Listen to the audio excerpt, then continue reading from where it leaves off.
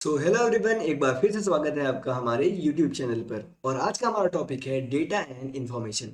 इससे पहले हमने चैप्टर 8 का इंट्रोडक्शन पार्ट देखा, जिसमें काफ़ी कुछ बताया गया है और मैंने आपको अच्छे से इसको समझाया है ना। तो अगर आपने नहीं देखा है, नए हो तो जाके देख लेना, और जो पुराने हैं वो तो जानते ही हैं।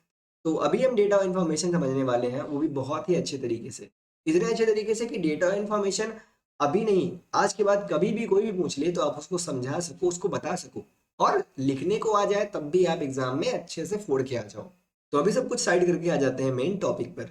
What is data and what is information. तो पहले स्टार्ट करते हैं डेटा से। The raw facts constitutes data.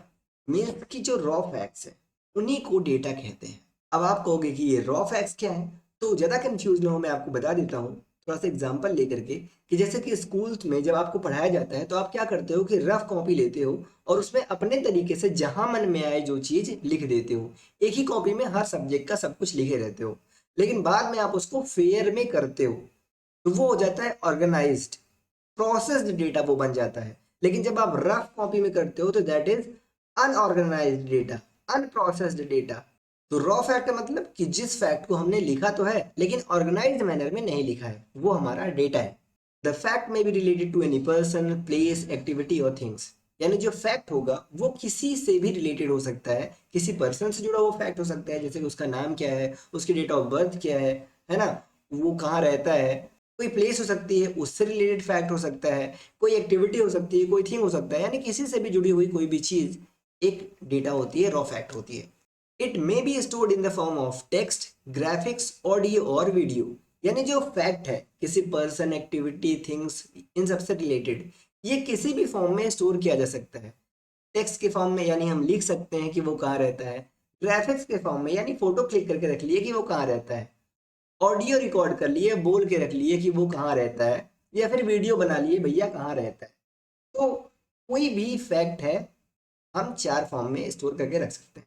This data must be processed by any computing machine in a proper way to generate the useful and meaningful information.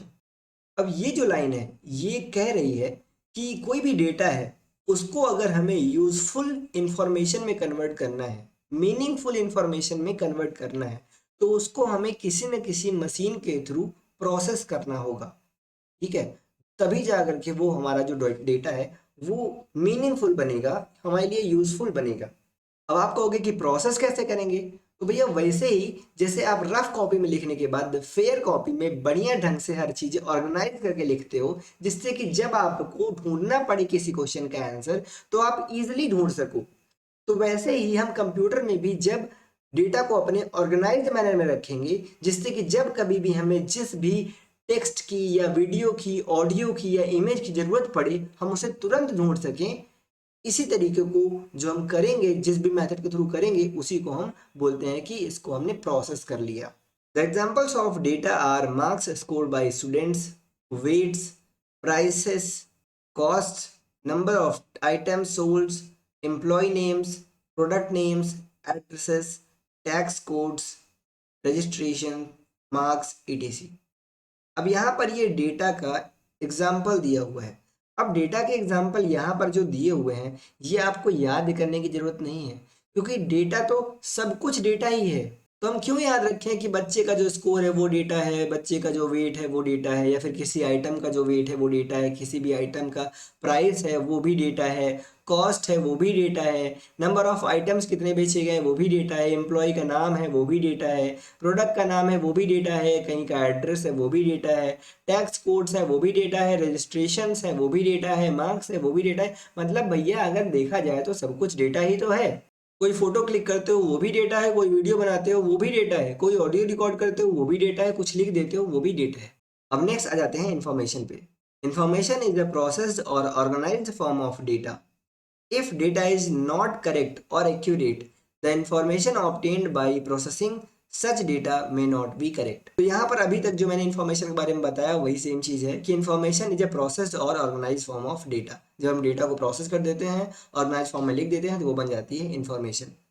फिर क्या है कि अगर डेटा हमारा करेक्ट नहीं होगा, एक्यूरेट नहीं होगा, तो जो इन्फॉर्मेशन हमें मिल रही है वो भी करेक्ट नहीं होगी। एग्जाम्पल समझ लेते हैं। For example, marks obtained by students and their roll numbers is the data, while the report card or sheet is the information। इसका मतलब क्या हुआ कि बच्चे कितना मार्क्स पाए हैं या फिर उनका रोल नंबर क्या है, ये तो डेटा है, लेकिन जब उनका रिपोर्ट कार्ड बन जाएगा तो वो रिपोर्ट कार्ड इंफॉर्मेशन है, क्योंकि रिपोर्ट कार्ड में बच्चे का हर एक चीज़ का डेटा लिखा हुआ है। तो वहाँ पर डेटा एकदम प्रोसेस्ड है, ऑर्गेनाइज मैनर में है, तो उसको देख करके हम समझ सकते हैं हर एक चीज़ को कि बच्चा किस सेमेस्टर में कितना मार्क्स लेके आया है और उसका परफॉर्मेंस कैसा है। Other forms of information are pay slips, schedules, worksheet, bar charts, invoices, account returns, etc। तो पहले इंफॉर्मेशन के एग्जांपल तो आपने देख लिया कि जो हमारा रिपोर्ट कार्ड होता है या किसी बच्चे का रिपोर्ट कार्ड होता है वो एक इंफॉर्मेशन है। वैसे ही इंफॉर्मेशन के कुछ और एग्जांपल्स दिए गए हैं, जैसे कि पे स्लिप्स, ये भी एक इंफॉर्मेशन है, स्केड्यूल ये भी इंफॉर्मेशन है, वर्कशीट ये भी इंफॉर्मेशन है, बार चार्ट ये भी इंफॉर्मेशन है, इनवॉइसेस ये भी इंफॉर्मेशन है, अकाउंट रिटर्न्स ये भी इंफॉर्मेशन है, और भी बहुत सारे एग्जांपल्स हैं। Similarly, the temperature recorded is data which can be processed to find out the maximum or minimum temperature of day and night. Also, this data is generally organized in tabular form as shown in table 8.1। तो यहाँ पर जो ये data है वो table के form में है, आप देख सकते हो।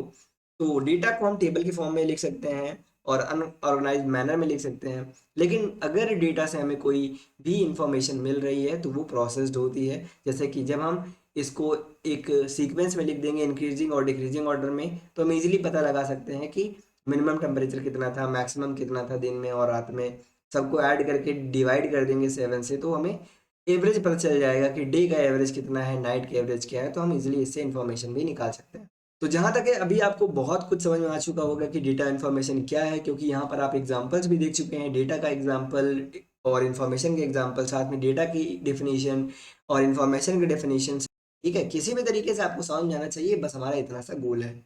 बाकी अब डेटाबेस क्या है और डेटाबेस मैनेजमेंट सिस्टम क्या है, यानी डेटाबेसेस एंड डीबीएमएस, ये हम कवर करेंगे नेक्स्ट वीडियो में।